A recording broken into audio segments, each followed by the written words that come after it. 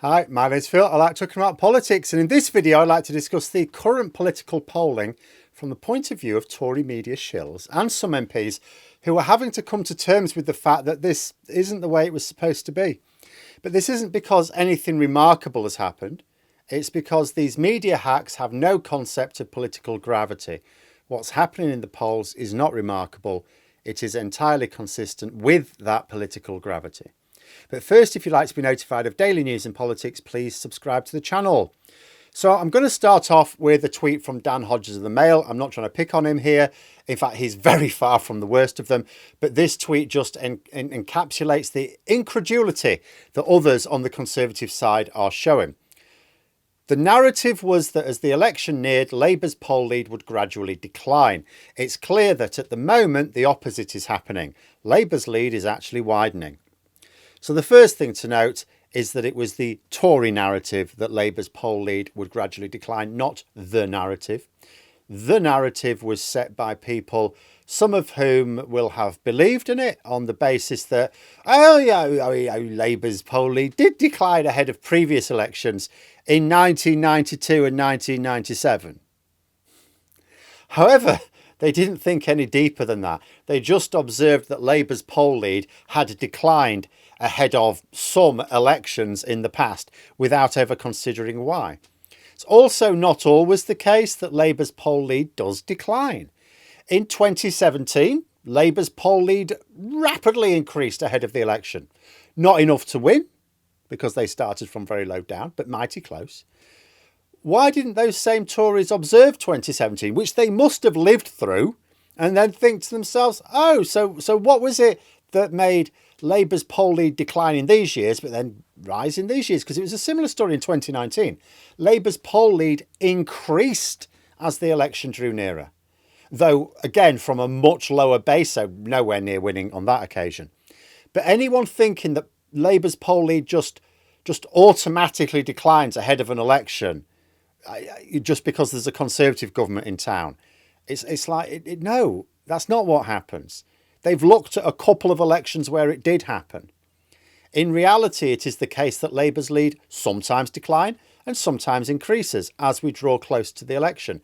Now, there are good reasons to suppose that the gap could close as we get to the election, absolutely.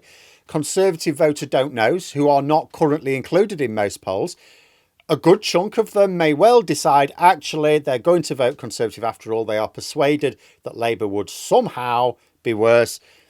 There'll be other voters who get cold feet. At the moment, they're saying they're going to vote for Reform UK or Labour or the Lib Dems or whomever. Gets to the election itself, polling day, and they go, oh, maybe it's better the devil you know. They're not that confident that Labour would definitely be a better government, you know. But on the flip side, we are expecting a huge level of anti-Tory tactical voting in this coming election, just like we saw a lot of anti-Tory tactical voting in 2017 in order to derail their extreme Brexit plans before they could get much further. Now, Labour are starting off from a much higher base in 2024 as compared to 2017. So you're not going to get that sort of increase from at this point. In fact, they'll do well to maintain their current polling. But the poll lead could still go up. You know, there are so many unknowns when it comes to floating voters. Some of them favour the Conservatives, some of them will favour Labour, or other beneficiaries of anti-Tory vote in the SNP or the Lib Dems, for example. It is perfectly possible that when Sunak fires the starting pistol on the general election, whatever the poll gap is at the time, and it may be higher or lower than it is now, whatever it happens to be at the time, could actually widen further in favour of Labour. It's possible. You know, when the don't know start firming up their intentions and showing up in the polls, it would not be ridiculous to suppose those falling on the anti-Tory side, which would mostly be Labour, might well outnumber those falling on the Tory side. The fact that Tory politicians and commentators have failed to factor this in is why they're now sounding so surprised.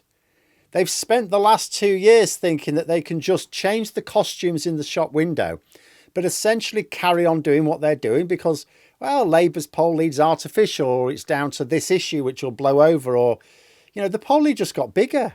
Oh, but it's a soft poll lead, they said. Well, yeah, it was for a while. It's not anymore, though.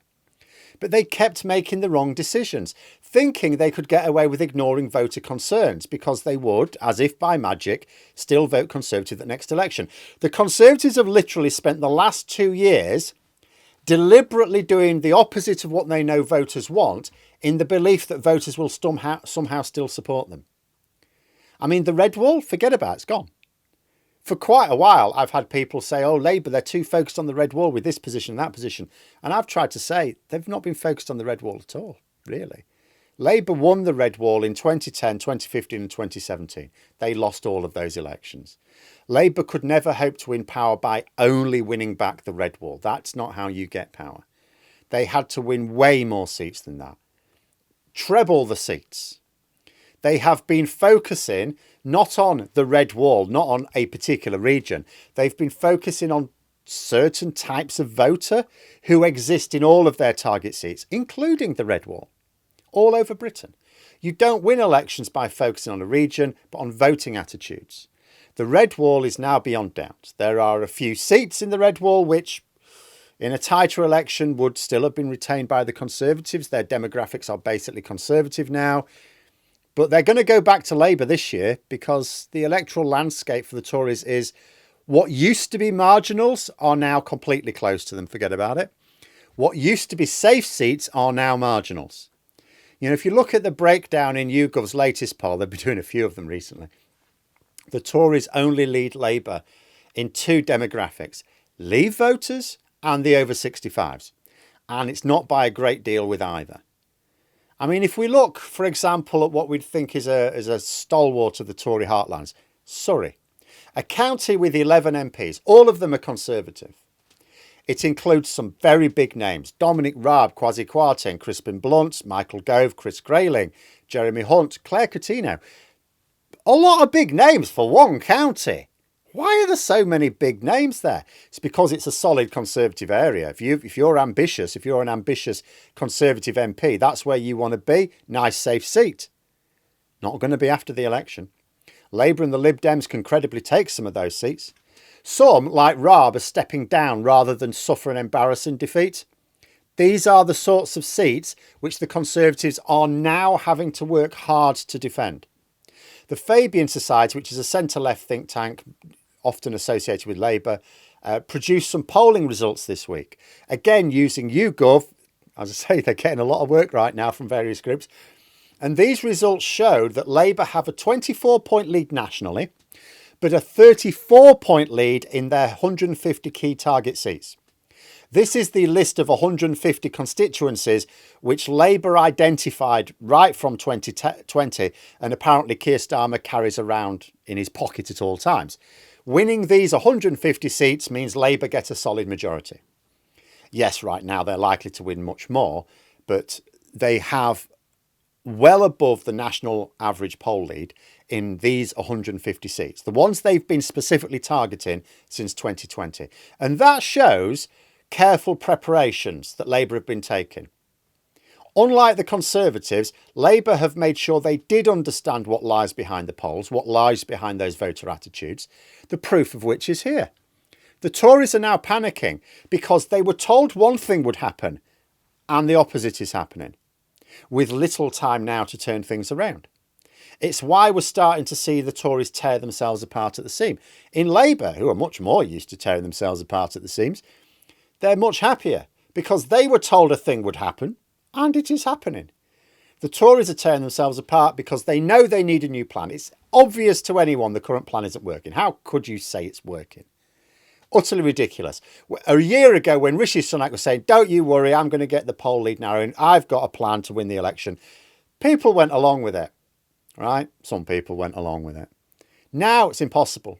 Absolutely impossible. Rishi Sunak cannot even say the words, I've got a plan to win the election. It's utterly ridiculous.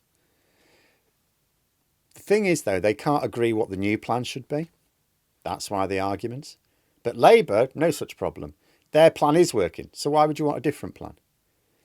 But there we are. Those are my thoughts. Let me know yours in the comments below. Hope you found the video interesting. If you did, please click the like button. And if you'd like to support the channel further, the join button for memberships. And until next time, I'll see you later.